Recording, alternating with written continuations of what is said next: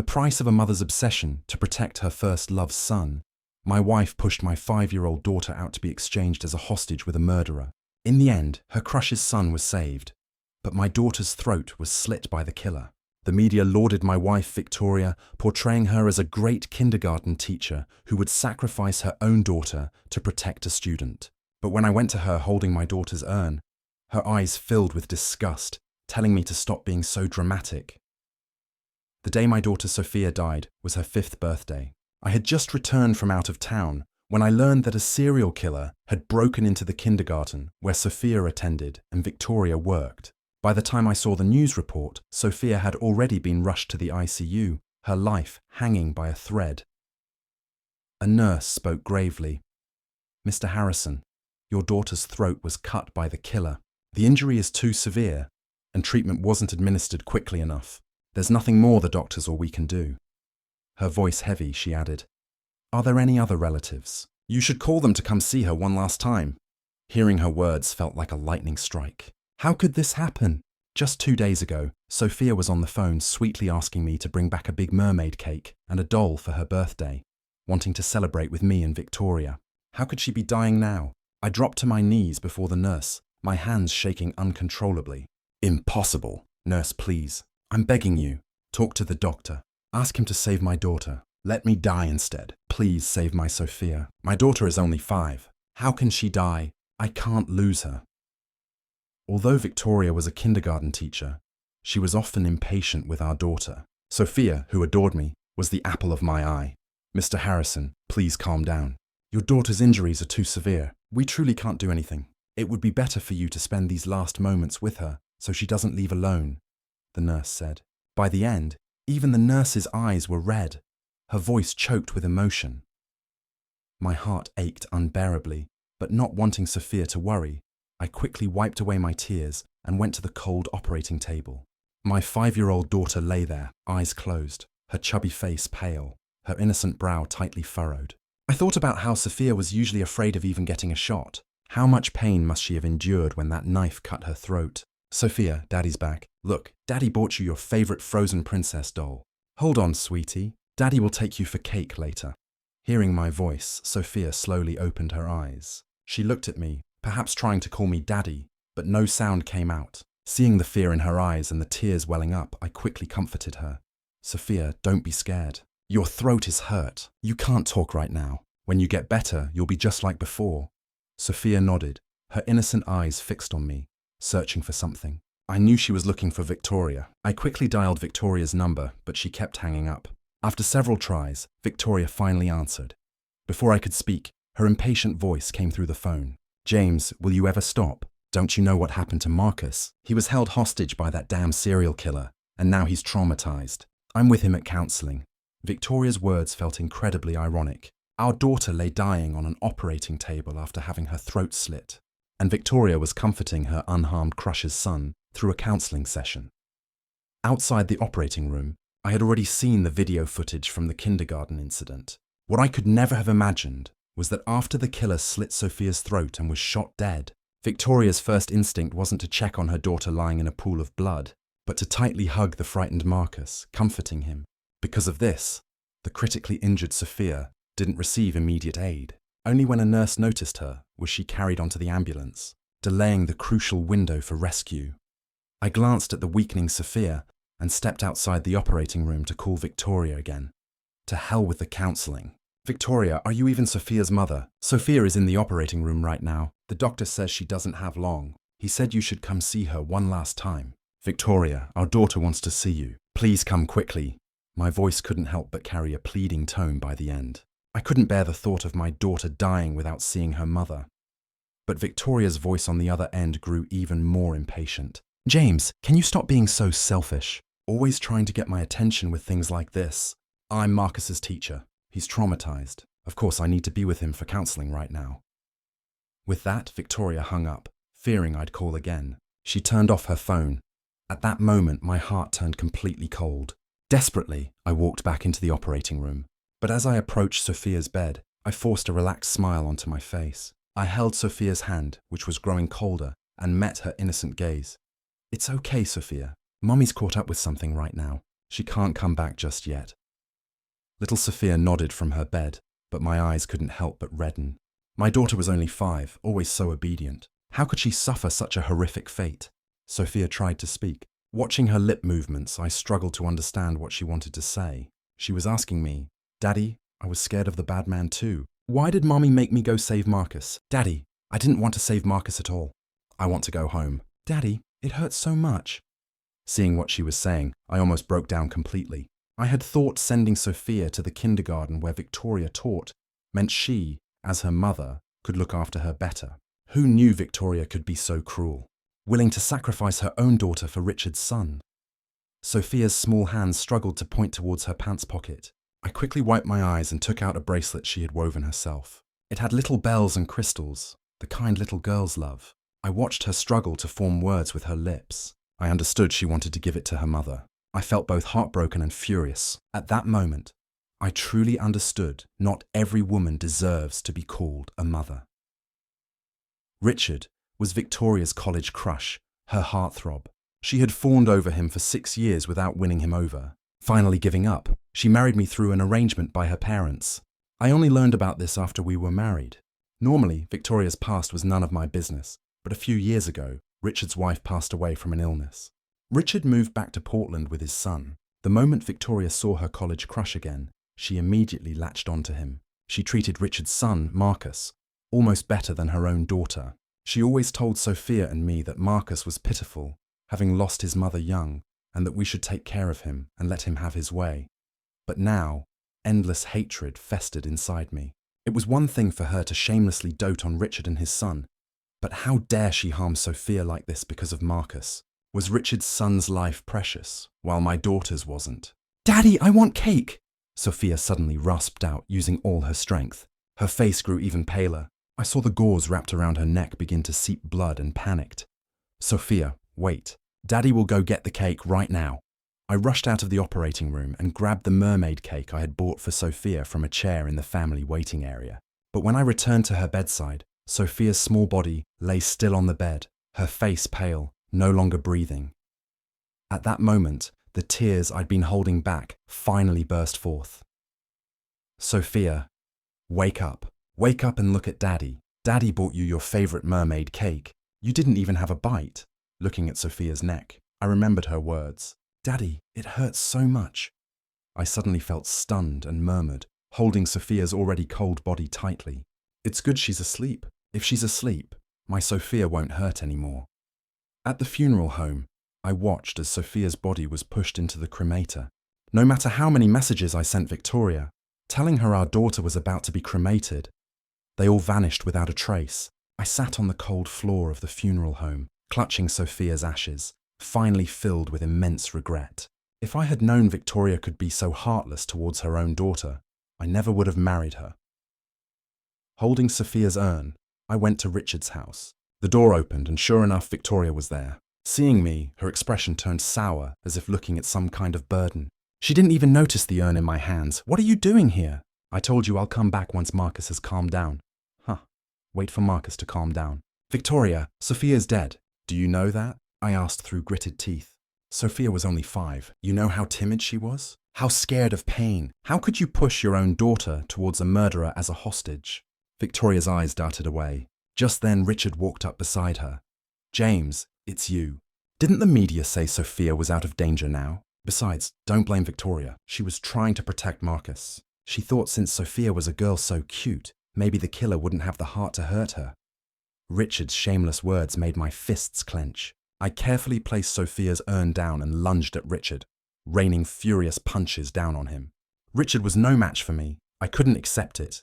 The killer had initially grabbed Marcus as a hostage. Yet, it was my daughter who ended up dead. She was only 5, and she died without even eating the cake she wanted most. "Stop hitting him!" Victoria desperately tried to pull me off but couldn't. Suddenly, a sharp pain hit the back of my head. I slowly turned. Seeing she couldn't stop me from hitting Richard, Victoria had grabbed a vase and struck me in her panic. "James, if you dare hit Richard again, I'll call the police." Victoria's tone was instinctively defensive. Looking at her face, I suddenly remembered the first time I saw her. She was wearing a white dress, Passing a piano store, she playfully asked if I wanted to hear her play. It was then, watching her through the glass window playing the piano in the sunset, that my heart fluttered. Later, I bought that piano for her. It had always sat in the piano room I specially prepared for her after we married. Victoria, Sophia is dead. Do you understand? You'd rather believe the gossip media than your husband, Sophia's father. What's so good about that pretty boy? He never loved you and his son. Victoria, how low can you sink? You have your own daughter, yet you're falling all over yourself to be a mother to his. Victoria's eyes showed a flicker of doubt, but then she saw Richard staggering to his feet, and her heart ached for him again. She rushed to his side to support him. James, don't talk nonsense. What kind of father are you? Your daughter is fine, yet you're cursing her to die. And I am Marcus's teacher. My professional ethics required me to protect my student. Can you stop being so unreasonable? Instead of making a scene, you should go home and take care of Sophia. So, you do know Sophia needs someone to take care of her. I let out a sarcastic laugh, blood still trickling down the back of my head. Victoria added, James, I hope next time you won't lie about our daughter's death. It makes you seem like an unfit father. I felt like I'd heard the world's biggest joke and couldn't help but laugh. But then tears started streaming down my face. I picked up Sophia's urn, whispering gently, Sophia, be good. This mommy isn't good at all. Don't wait for her anymore. Victoria's eyes were full of mockery. James, you're so dramatic. I ignored Victoria and carried Sophia's urn away. When I held Sophia's funeral, I didn't inform Victoria. I figured she wouldn't come anyway. She had her precious Richard and Marcus. But halfway through the service, Victoria arrived, her eyes blazing with anger. What kind of father are you? Isn't our daughter still in the hospital? You're holding a fake funeral for our daughter just to get my attention. James, you really are insane. The surrounding people looked at Victoria in disbelief. I couldn't hold back anymore. I dragged Victoria to Sophia's gravestone and threw Sophia's death certificate in her face. You fool. Open your eyes and look. Our daughter is dead. She was only 5 when she was dying. She wanted to see you one last time, but you were still with Marcus. Victoria, tell me, what did Sophia ever do wrong? She was only 5. What did she do wrong for you to treat her like this? I couldn't stop myself from grabbing Victoria's neck, demanding answers. But the other funeral attendees pulled me away. This is impossible. Victoria picked up the fallen death certificate, her body trembling. Victoria's eyes were wide with disbelief. But when she focused on our daughter's photo on the death certificate, her emotions instantly shattered. Impossible. James, tell me, didn't the media say Sophia was recovering in the hospital? Why? Why would Sophia die? Victoria sobbed uncontrollably. I laughed coldly, my tone dripping with sarcasm. Victoria, the media also called you the greatest teacher, selfless, willing to endanger your own daughter to save an ordinary student. But Victoria, search your conscience. Is that really how it was? Victoria, on what grounds? Sophia was our daughter. Before you made that decision, did you ever ask our 5-year-old daughter if she was scared? Did you ask me, her father, if I agreed? You wanted to save Marcus so badly. Why didn't you go yourself? Sophia was so small. You used her to shield Marcus just because she was your daughter. That's not how it was, Victoria said. I thought Sophia would be okay. The police were already there.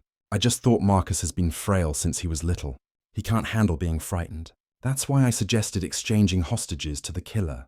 Victoria knelt before Sophia's gravestone. Suddenly, rain began to fall from the sky as if they were Sophia's tears. I felt only pity and irony.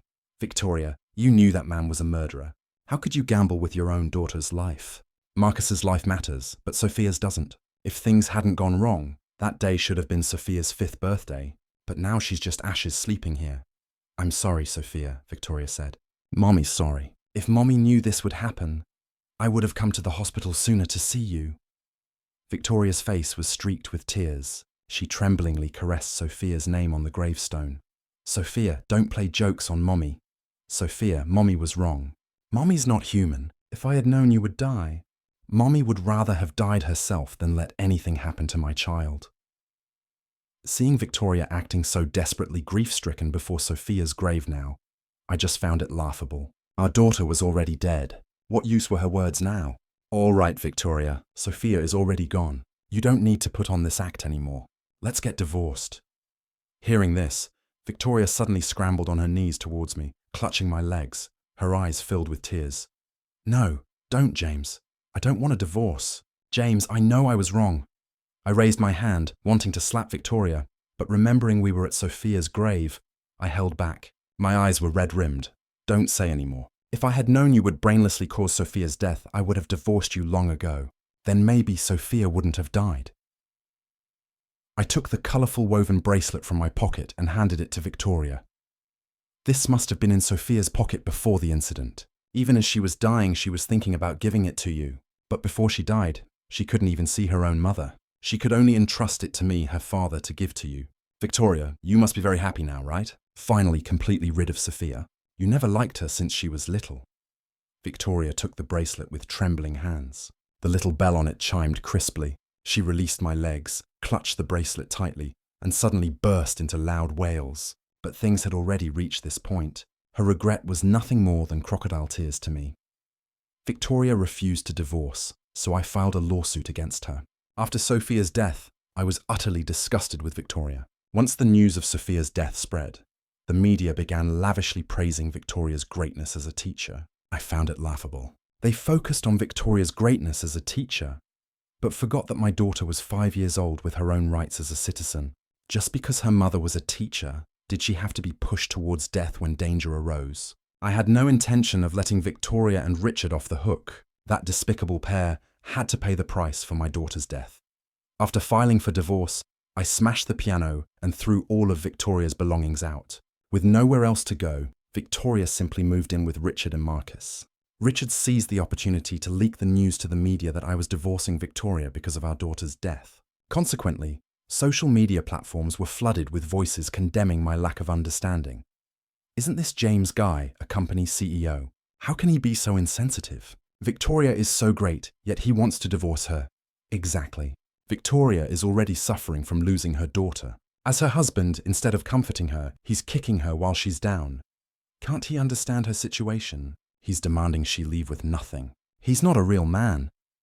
The comments criticizing me quickly reached over 999, but there were also voices of reason. I don't think James is wrong. His own wife caused their daughter's death. Even if she's a teacher, that's impossible to accept. Yeah, think about it. Those of you who are parents, would you be willing to sacrifice your own child for someone else's? Unfortunately, such clear-headed comments quickly attracted Victoria's mindless defenders and gradually disappeared amidst the outcry. In the afternoon, while I was handling business at my company, Richard and Marcus suddenly showed up, bringing many reporters with them. Seeing me, Richard immediately bent his knees and knelt before me. I'm sorry, Mr. Harrison. I know it's all our fault.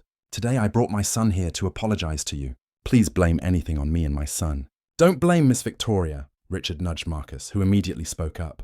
I'm sorry, Uncle. Sophia died saving me. I apologize. Please don't blame Miss Victoria. I couldn't help but sneer. Richard, I didn't expect you to still be so hypocritical even now. You want me to forgive Victoria? Fine, then let your son die and bring my daughter back, a reporter interjected disapprovingly. Mr. Harrison, that's not right. Marcus is just a kindergartner. He's innocent, I scoffed. And wasn't she innocent? Since you speak up for them like this, I hope if your child is ever taken hostage, their teacher pushes them out as an exchange, so you two can taste the greatness people praise. My words instantly darkened the reporter's face, and they fell silent. I had security escort them all out.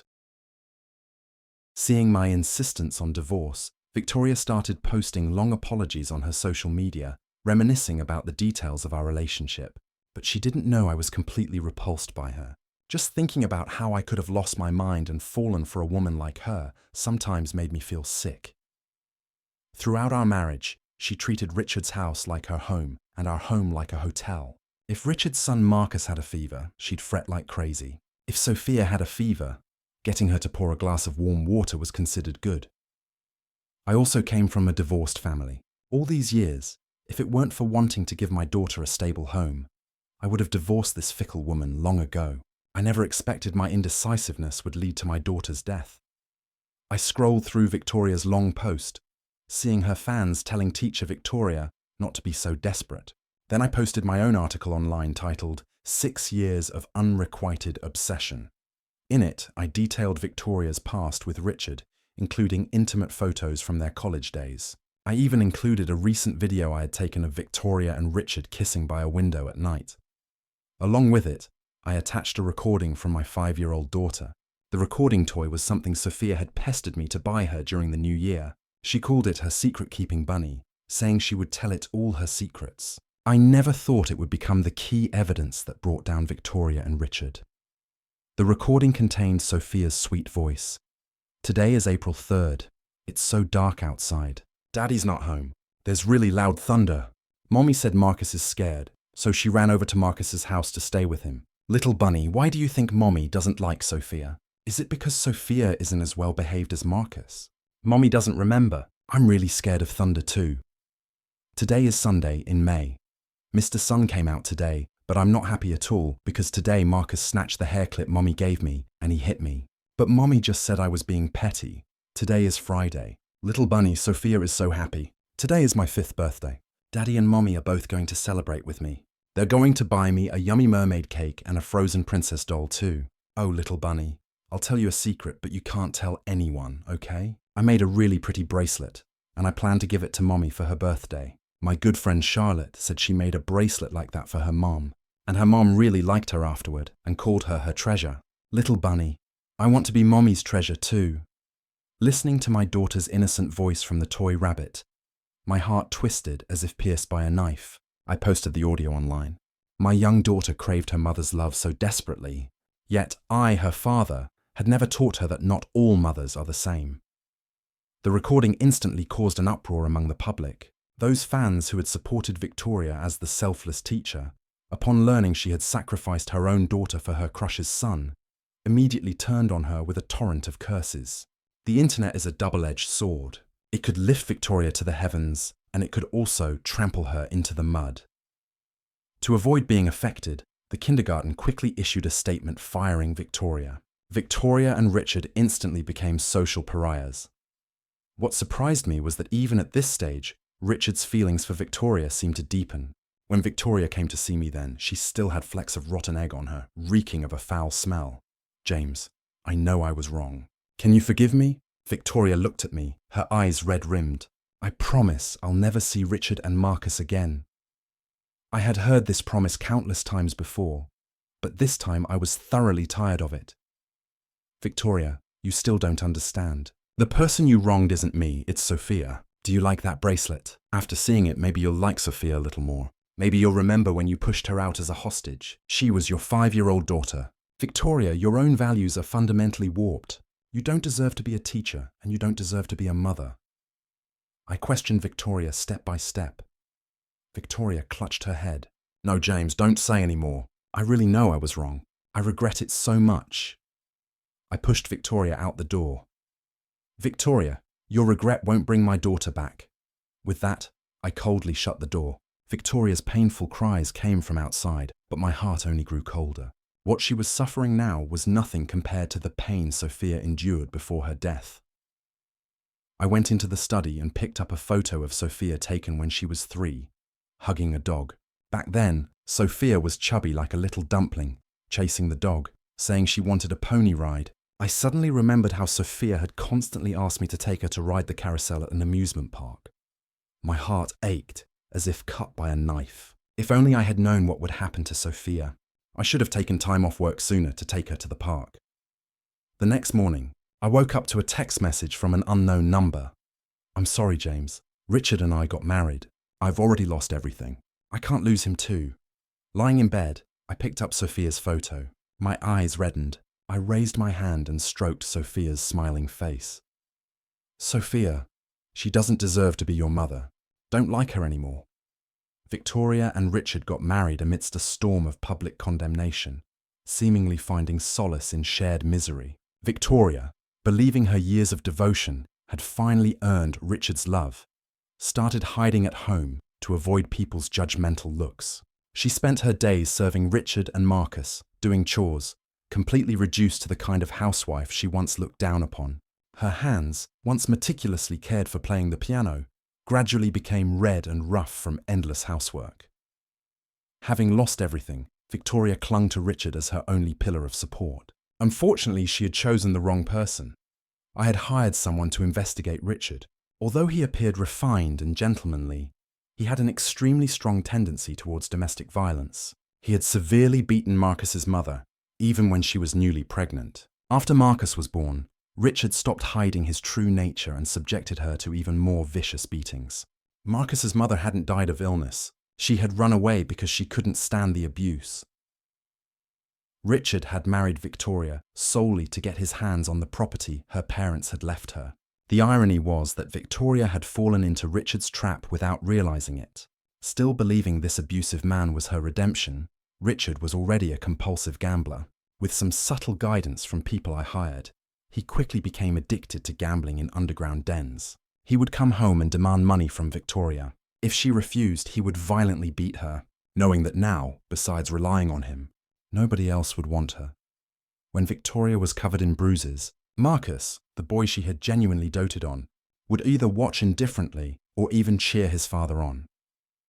Seeing the photos and hearing the reports from the private investigator about Victoria's recent life, my heart filled with sarcasm. Was this the hell Victoria had rushed towards, even at the cost of her own daughter's life? At the killer's trial, Victoria was also present. Her face was bruised and swollen as she sat in the spectator seats. Seeing her again, I still felt a faint hatred. I noticed she was wearing the bracelet Sophia had made for her before she died.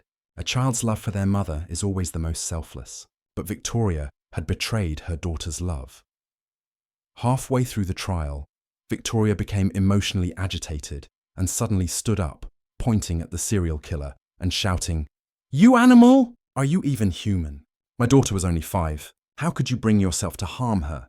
The killer, sitting in the defendant's chair, turned his sinister gaze towards Victoria, his tone full of confusion. "I remember you, Teacher Victoria, but aren't you the one who caused your daughter's death? Have you forgotten? I had the boy as a hostage. It was you who insisted on dragging your daughter over for the exchange. Actually, I didn't want to agree at first, but I heard your daughter crying nonstop, crying and calling you mommy. That's why I agreed to the hostage exchange. I was just curious if mothers like you really exist in this world, pushing their own daughter to die for someone else's son. No, that's not how it was. I didn't mean for my Sophia to die. I don't know. I must have lost my mind back then." Victoria's expression turned pained. "If I had known you would kill her, I would rather have died myself than let anything happen to my child." Hearing Victoria's words, the killer laughed even more wildly. "Oh, really? Aha, that's hilarious. Well, Teacher Victoria, do you know why I killed your daughter? I heard her constantly crying, asking you to save her, but you only cared about the other kid. So I decided I'd do a good deed. Since you, her own mother, didn't care about her, her future would definitely be miserable. Better if I killed her now. So Teacher Victoria, you were clearly the one who caused your daughter's death. How can you blame me?" The killer's tone sounded remarkably innocent. Hearing the killer say this, Victoria's mind suddenly seemed to snap. She jumped up from the spectator section, waving her hands frantically. "No, you're lying. It wasn't me who killed Sophia. I didn't kill my daughter. It wasn't me." In her breakdown, Victoria ran out of the courtroom. Throughout this, I remained calm like a bystander because I knew that all these people would ultimately be punished for my daughter's death. Finally, the serial killer was sentenced to death. On the day of the execution, I took the sentencing document to Sophia's grave and burned it for her. "Sophia, don't be afraid. Daddy won't let any of the bad people who hurt you get away. Sophia, if there's a next life, if I'm lucky enough to be your daddy again, Daddy will definitely take good care of you, take you to the amusement park to ride the carousel." Just as I finished burning the paper, Victoria arrived. Seeing her, my expression turned sour.